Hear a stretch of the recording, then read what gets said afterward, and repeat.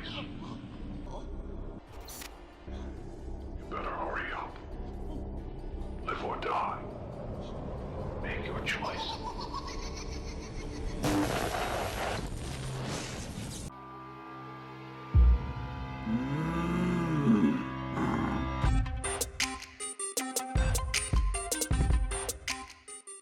What's good? This is your boy Bully Bullock, back at it again with a review on Spiral, the Book of Saw. Just got back, saw it in the theater, about to let y'all know what I think of the movie, and is it worth going out there to see, or just wait for it when you get it at home or check it out on video. So, Spiral. It is a sequel, spin-off, reboot, all those things combined into one of the Saw franchise. Y'all know what the Saw franchise is. Hopefully you do. Deals with a killer named Jigsaw, who knows, I guess it'll be a spoiler, has been killed off, and there's been a series of proteges or followers or whatever you want to call that continue on his legacy. In this installment, we have Chris Rock, who is a detective who has been pretty much ostracized by the police department because he is a good cop and he has broken the blue code against one of his fellow policemen. So he's ostracized. Well, I guess you have a killer that sympathizes with him and pretty much follows the lore or whatever of Jigsaw and starts pretty much offing cops due to pretty much misdeeds or dirty things that they've done that the audience doesn't know that will be revealed to them. Chris Rock as a detective. I like Chris Rock. There are times though when Chris Rock is doing stand-up comedy. At first I was like, okay, I like this. I had some funny moments, but then it was a time where it started to become like he's trying out his stand-up comedy for his stand-up comedy routine. That's what it kind of felt like. And then to further that, when you have actors that are doing something that's something a little different from what they're normally known for, you have almost like a stark contrast of what they're known for. For instance, Jamie Foxx. Jamie Foxx was known for stand-up comedy, his TV show. Then he does things like Any Given Sunday or Collateral or Ray. He'll do things like that. Even Eddie Murphy, known for his great stand-up comedy and everything, but he'll do something like Mr. Church or Dreamgirls. Or if Kevin James, I've heard recently, did something where he played like a crazy neo-Nazi. Like I think I saw a little bit of the trailer of that. Looks completely different from what you know them as. This right here, when it comes down to Chris Rock, it works at times, it doesn't, because you get these elements of Chris Rock you've seen before. For instance, there is a tongue-in-cheek scene, and I kind of like really in here, where Chris Rock makes a reference to New Jack City.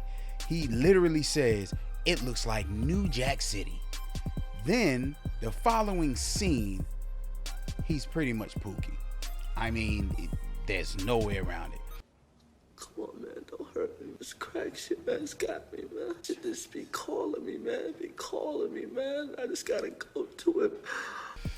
He is pretty much Pookie in the following scenes, and I was just like, come on, man. The comedy that he presents, again, there are times when he's subtle with it. It seems more like maybe this is a character. He's just a wise ass. Then it's a fine line. It kind of teeters where it's like character, oh snap, we're going into Chris Rock territory, where it's like I expect him to grab a mic and be like, "Good Lord, do you hear me?" It almost, it's like right there at times, but I think if he would have approached the role more subtle. Another thing, Chris Rock, my wife said it, and we were dying in the car, and I have to agree with her. Chris Rock does these things, his acting with his eyes, where it's like he's trying too hard to be intense. It's kind of like, where he was more effective when it was subtle. Or there's times when he's getting in another cop's face, and instead of like where it's like where you have a person says F you, and it's like, no, F you. You know what I mean? Like Chris Rock was like, no, F you. And it's like, it is really, it's like he's really trying extremely hard. The movie is filled with a lot of cliches. You're gonna see the angry police captain. They switched it by switching the gender, and they're not black. But at the end of the day, that's what it is. It's the angry police captain. It's, I'm tired of this, and you're doing this, and so forth, and blah, blah, blah, blah, blah. I will say that I don't want to, if I say this, it's kind of a spoiler. I will say this when I say this when it comes down to movies. If you pay attention, you're going to kind of know when everything comes full circle. It's like, okay. Like, I leaned over to my wife and I said, this is the person, this is what's happened, this is the, I don't want to say that word, there's something misdirect, I don't know, but I just know the reveal wasn't as satisfying. The movie's tone, I have this feeling that the movie, if it had different actors, sometimes, you can have bad dialogue or okay dialogue, but people's performances can elevate something into something more. Tonally, it seems like this movie was maybe longer or something like that, and maybe they had to cut it down for time, but it definitely has 7-ish type vibes, but it did not have 7 type acting. It's crazy. If you go, let's stay with the comedy route. I could have seen like Damon Wayans playing Chris Rock's role. Although Damon Wayans is known for comedy, I've seen Damon Wayans get into dramatic roles where it's subtle. If we want to go with maybe more of a serious actor, someone that's on the rise now is Denzel Washington's son. I could have really saw him in this role with the subtlety, with maybe even getting a little bit more into the character. And then if you want to go on a season route that we've seen, the detective that Chris Rock is trying to play, we've seen Denzel Washington has played him before, whether it's been in Fallen or any other movie where Denzel Washington has played the detective we've seen. So I feel like with a different actor in that main role, that could have kind of elevated the character just a little bit more. But I do feel that Chris Rock did okay with the character as long as he didn't go into full Chris Rock territory, if that makes sense.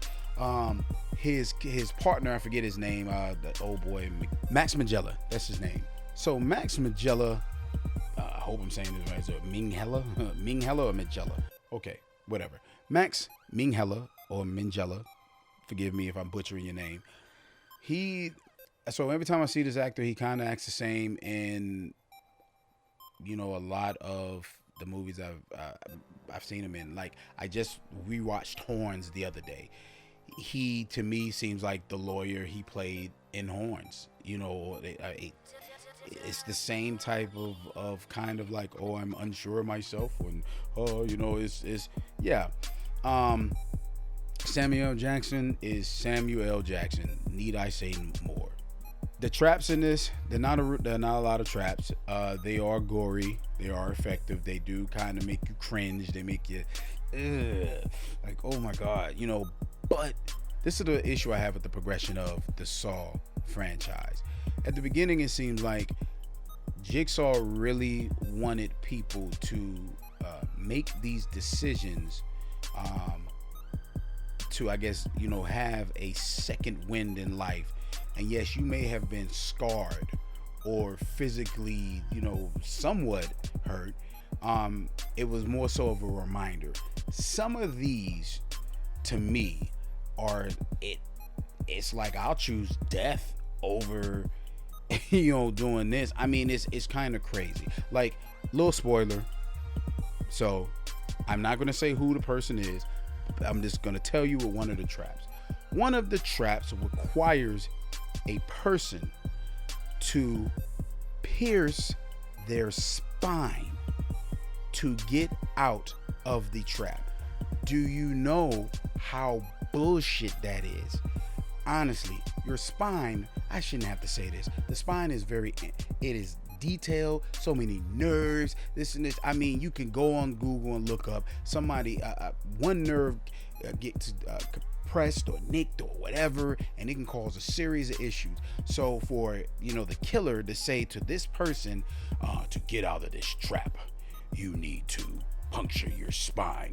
You won't be able to walk, but it'll stop. And like, really, dude? How do you know that me puncturing this location ain't gonna kill me anyway?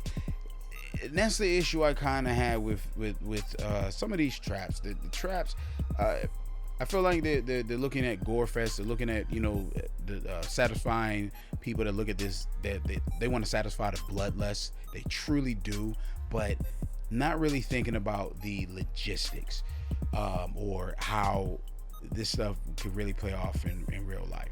The ending, oh my God. I mean, I'm sorry to say, I was just like, really, at the ending, it was like, like we're going, I guess, okay.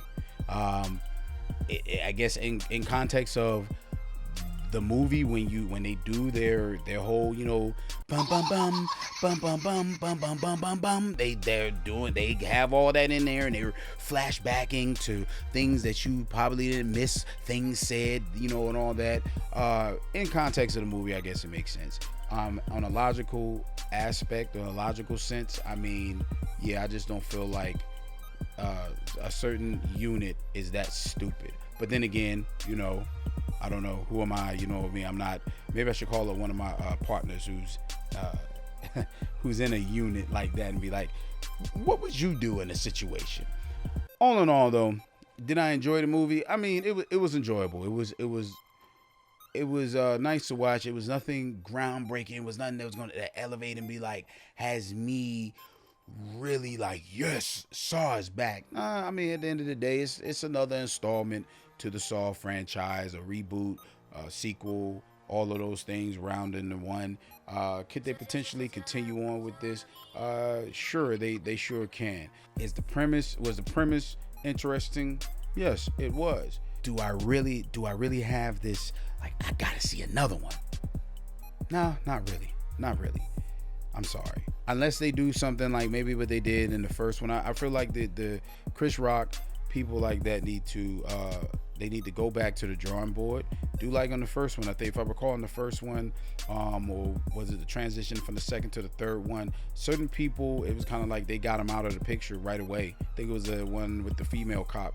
She was in, and then, like, I think in the next one, boom, they took her right.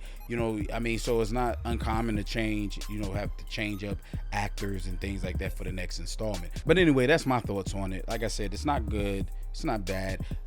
Rating C. It's a just average movie. If you go, I don't feel like you'll walk out the theater mad as hell. But if you stay home, catch it, you're not really missing anything. So I give the movie a C. Maybe you liked the movie, maybe you didn't. Let me know in the comments below. I ask that if you like this video, hit the subscribe button, hit the like button, hit the bell notification. All right, I appreciate any and all people that support me, who look at these videos, and I want to say, check you on the next review. Y'all take care. God bless. Peace.